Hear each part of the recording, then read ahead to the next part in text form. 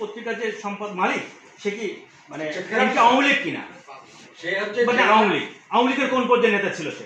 জেলা আইটি বিষয়ক হচ্ছে সম্পাদক জেলা আওয়ামী লীগের ছবি হল এবং তার নামে দুটা মামলা হত্যা মামলা।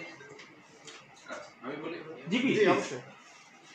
যে ঘটনা ঘটছে কালবি সাহেবের উপরে যে আঘাত তীব্র নিন্দা জানাই। এটি আমাদের অত্যন্ত দুঃখজনক ঘটনা এবং কারোরই কাম্য নয়। আরও দুঃখজনক ঘটনা যে ঘটনার সাথে সংবাদ দুটি পক্ষই সংবাদ করবে। এটি আরো বিষয় আরো বেশি আপনারা যে বক্তব্য পেশ করলেন, আপনি যেটা বললেন যে সংবাদপত্রের অভিভাবক আমি, এটা মোটেও সত্য কথা নয়। প্রশাসন এবং সরকার, বর্তমান সরকার সংবাদপত্রের স্বাধীনতায় বিশ্বাস করে।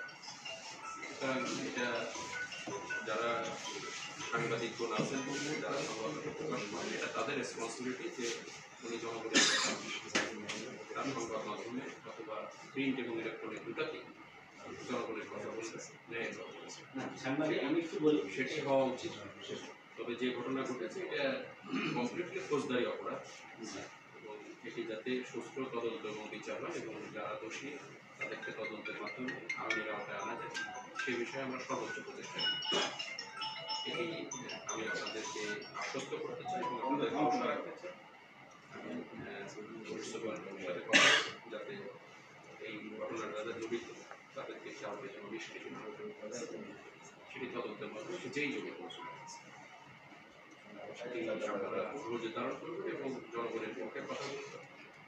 সংবাদপত্রের যে স্বাধীনতা বর্তমান সরকারের সময় দেখা যাচ্ছে, আসলে এটি তাদেরই দুই পক্ষের সহকর্মীদের সাথে এখন অনেক ব্যাপার আছে এবং যেটি হয়েছে এটি মোটেও কোনো আশাপ্রদ ব্যাপার না।